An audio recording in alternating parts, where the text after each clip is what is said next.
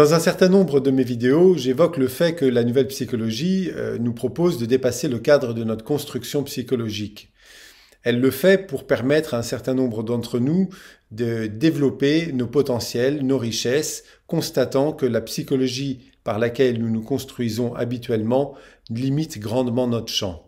Cette limitation entraîne parfois un certain nombre de frustrations, de mal-être, de questionnements ou de sensations de vide pour un certain nombre d'entre nous et généralement nous demandons de l'aide à des professionnels, soit de la santé qui vont nous donner des médicaments, soit des psychologues qui vont nous aider, nous accompagner dans la compréhension de notre psychologie.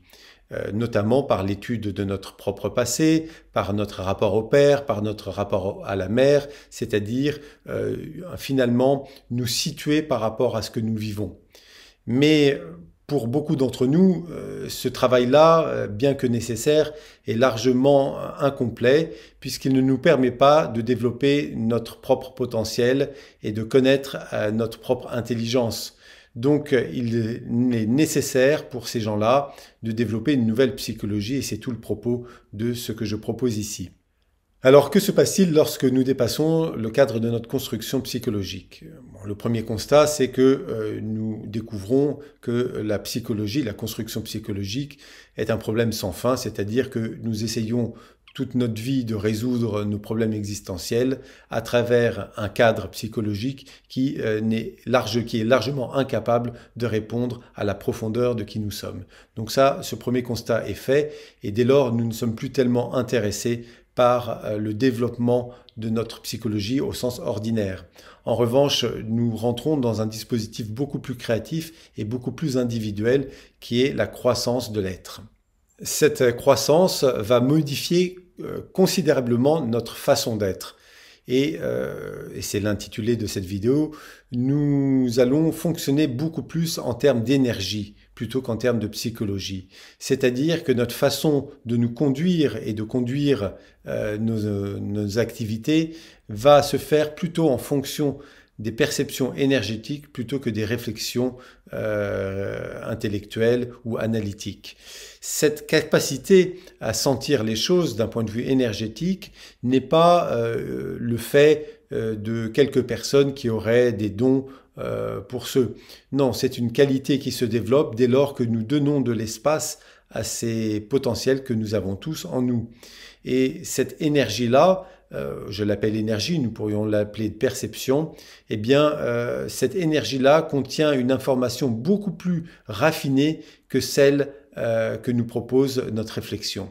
C'est pourquoi, au fur et à mesure de notre développement, eh bien, nous devenons de plus en plus énergétiques, c'est-à-dire que nous conduisons notre vie en fonction de notre énergie et de la perception des énergies qui nous entourent.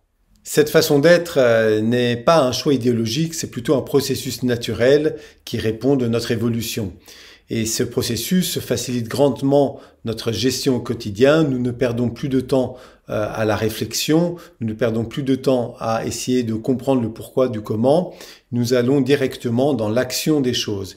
Et c'est une action qui n'est pas un hasard, c'est une action éclairée par une compréhension profonde de ce qui nous anime. Et donc, il ne s'agit pas simplement de suivre des énergies au fil de l'air.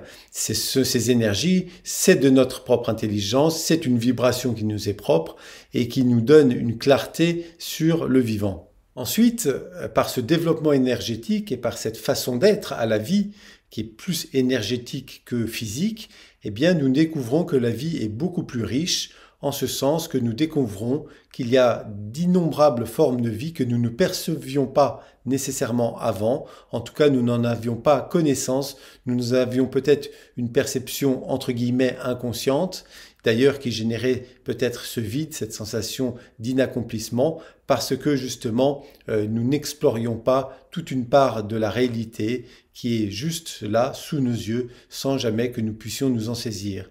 Donc la nouvelle psychologie nous permet d'accéder à cette perception-là, nous permet d'échanger de l'intelligence avec le vivant et d'enrichir considérablement notre vie. Nous découvrons alors que l'homme est un être multidimensionnel, c'est-à-dire que c'est un être qui est régi par des cadres d'existence qui sont beaucoup plus nombreux qu'on ne l'imagine. Ils ne sont pas restreints simplement à une dimension physique et une dimension psychologique.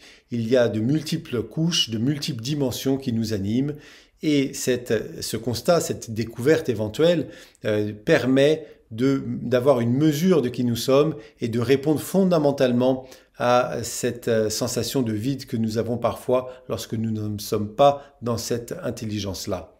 La particularité qu'offre cet état-là est de ne rien rejeter. Finalement, nous arrivons à apprécier grandement la matière pour ce qu'elle est parce qu'elle est une sorte d'épiphénomène qui contient matériellement toute l'essence de ces multidimensions. C'est simplement dans le rapport que nous établissons avec que nous allons pouvoir constater cette richesse. Bien sûr, un objet peut rester simplement un objet, mais pour quelqu'un qui s'est éveillé à sa nouvelle psychologie, eh bien cet objet est beaucoup plus que cela et donc sa vie est enrichie. Après cela, les notions de spiritualité disparaissent un petit peu parce qu'il n'y a plus à chercher dans des au-delà les ressources qui nous permettent une animation de notre profondeur. Cette ressource n'est plus trouvée dans la spiritualité, elle est trouvée en notre propre cœur et en notre propre existence. Enfin, la notion la plus développée est probablement celle de l'amour. Au point qu'il ne nous vient même pas à l'idée de l'évoquer. D'ailleurs, je n'ai à ce jour consacré aucune vidéo à cette question de l'amour parce que finalement, elle transcende un petit peu toutes les situations. C'est un amour des choses visibles, des objets, des personnes, un amour du vivant, mais également un amour des choses invisibles parce que nous avons une conscience de l'invisible. Et donc, dans cette conscience-là, eh bien, nous trouvons le lien qui unit toutes les choses. Et ce lien-là, eh bien, c'est précisément cela, l'amour. Le thème de cette vidéo, c'était l'énergie comme façon d'être.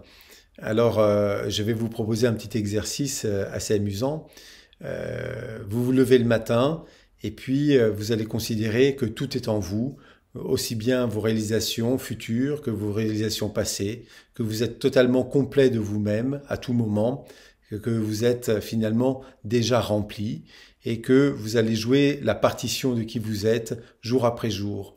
Et pour ce, vous allez le faire simplement d'un point de vue énergétique. Vous allez agir dans votre journée en fonction des énergies qui vous animent, sans jamais ou en tentant de limiter les interventions psychologiques qui sont issues de la construction de votre personnalité.